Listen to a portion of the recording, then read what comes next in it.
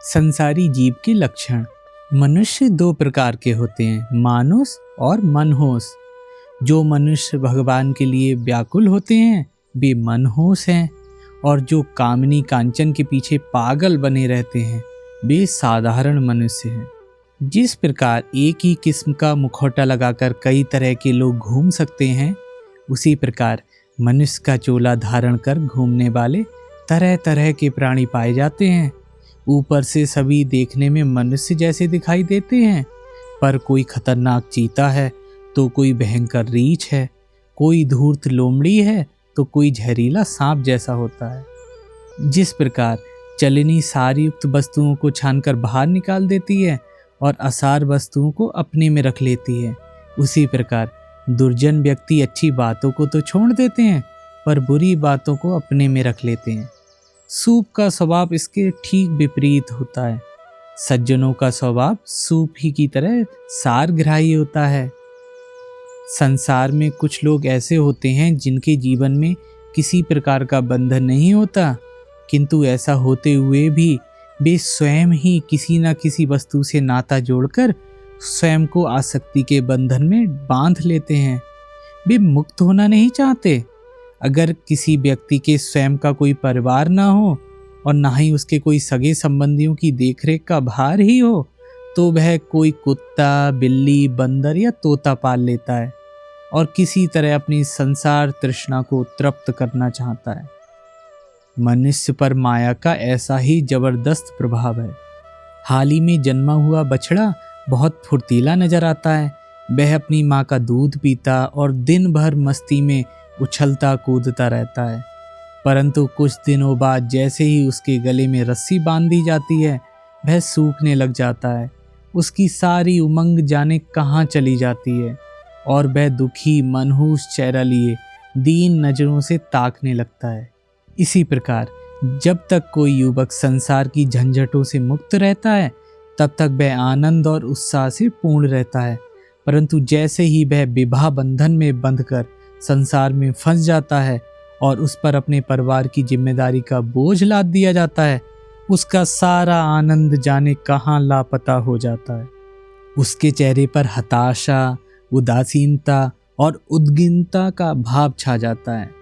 उसके चेहरे की रौनक, गालों की लाली सब उड़ जाती है और चिंता के कारण ललाट पर बल पड़ जाते हैं। जो जीवन भर पवन की तरह मुक्त खिले फूल जैसा ताजा और ओस कण जैसा पवित्र बालक बना रह सकता है, केवल वही धन्य है।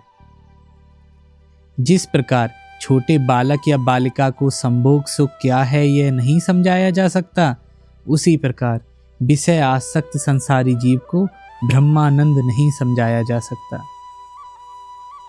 संसारी जीव संसार में सदा असहाय दुख और कलेश भोगता रहता है, किंतु फिर भी वह कामिनी कांचन का चस्का छोड़कर भगवान में मन नहीं लगा पाता। संसारी जीव को धर्म प्रसंग नहीं सुहाता। वह स्वयं तो कभी भजन कीर्तन या हरि नाम सुनता ही नहीं है, बल्कि दूसरों को भी सुनने नहीं देता।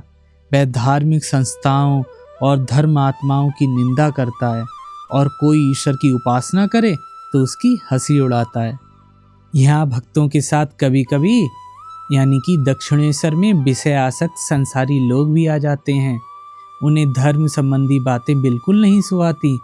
अगर उनके साथी अधिक देर तक धर्म प्रसंग सुनते रहें तो वे बेचैनी से अधीर हो उठते हैं।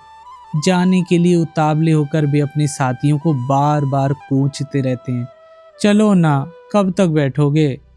यदि उनके साथी ना उठें और कहें थोड़ा रुक जाओ भाई, अभी चलेंगे, तो थोड़ी देर में उकताकर वे कहते हैं, अच्छा तो तुम यहीं बैठो, हम तब तक नाव पर तुम्हारी राह देखेंगे। कबूतर के गले को ऊपर से टटोलने पर जैसे गले में भरे हुए मटर के दाने साफ महसूस होते हैं, वैसे ही विषय आसक्त संसारी लोगों से बातचीत करते ही उनमें भरी हुई तरह तरह की विषय कामनाएं स्पष्ट प्रतीत हो जाती हैं।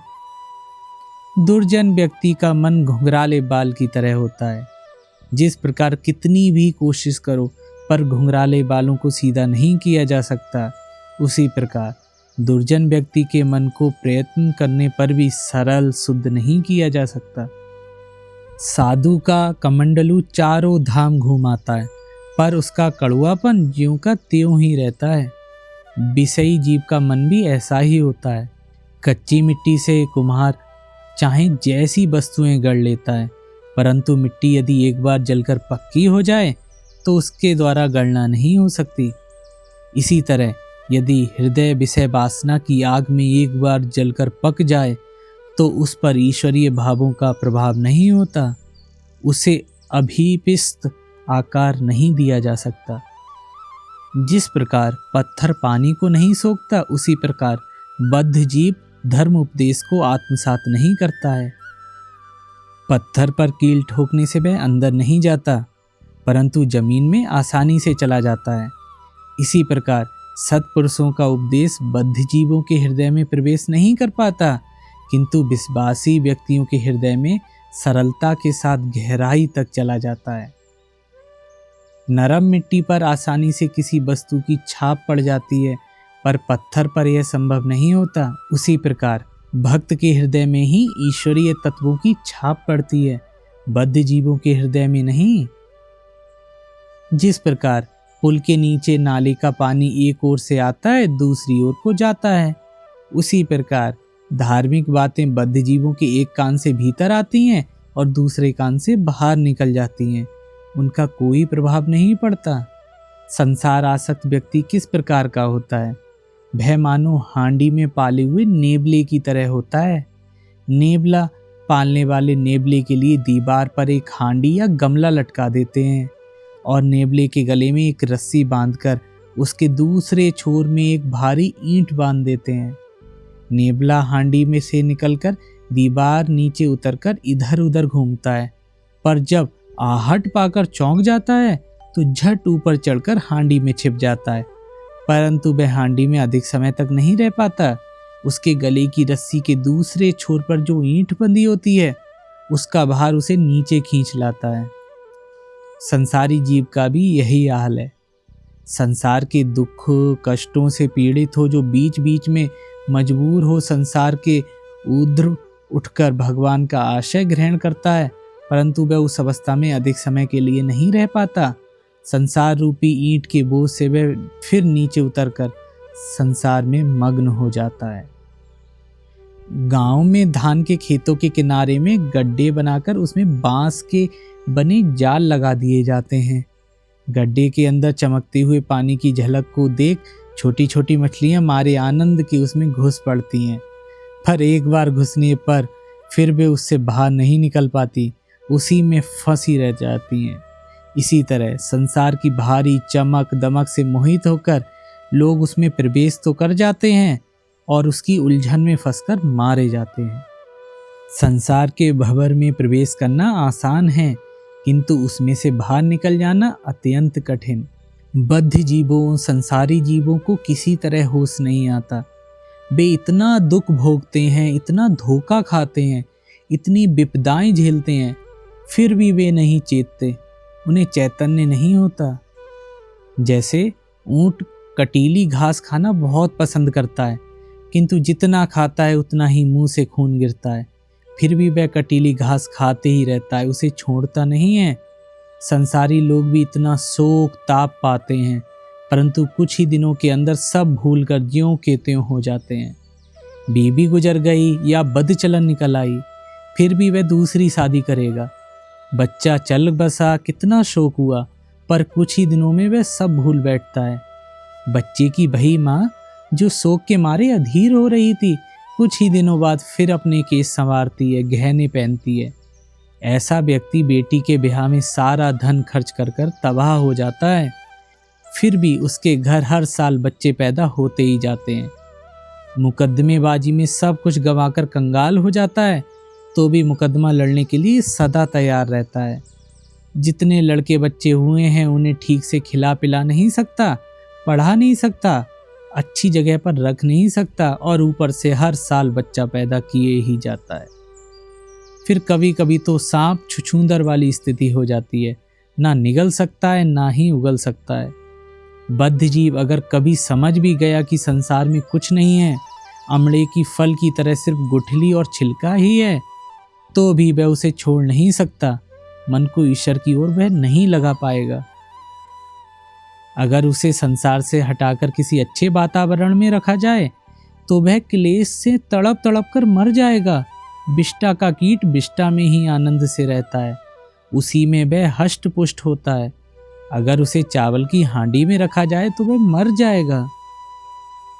जिस हांडी में एक बार दही जमाया जाता है उसमें कोई दूध नहीं रखता कि कहीं वह फट ना जाए। उस हांडी को रसोई बनाने के काम में फिर नहीं लाया जाता, क्योंकि चूल्हे पर चढ़ाने से उसको ताड़कर फूट जाने का डर रहता है। इसी प्रकार वह हांडी करीब करीब बेकार ही हो जाती है।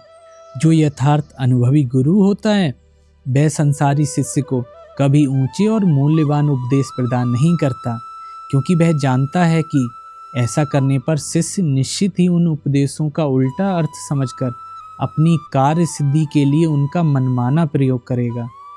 वह गुरु ऐसे शिष्य को ऐसा कोई काम नहीं बताता जिसमें थोड़ी मेहनत लगे, जिससे कहीं शिष्य ऐसा ना सोचे कि गुरुजी अपने फायदे के लिए हमसे यह काम करवा रहे हैं। इच्छा होते हुए भी मनुष्य संसार का त्याग नहीं कर सकता, क्योंकि वह पूरी तरह प्रारब्ध कर्म और पूर्व संस्कारों के वशीभूत होता है। एक बार एक योगी ने किसी राजा से कहा, तुम इस वन में मेरे पास बैठकर भगवान का ध्यान चिंतन करो। तब राजा बोला, नहीं महाराज, अभी भी मेरे भोग बाकी हैं। मैं आपके निकट रह तो सकता हूँ, मगर विषय भोग की तृष्णा मेरे भीतर बनी ही रहेगी। अगर मैं इस वन में रहूं तो हो सकता है कि कुछ समय बाद यहीं पर एक राज्य बस जाए।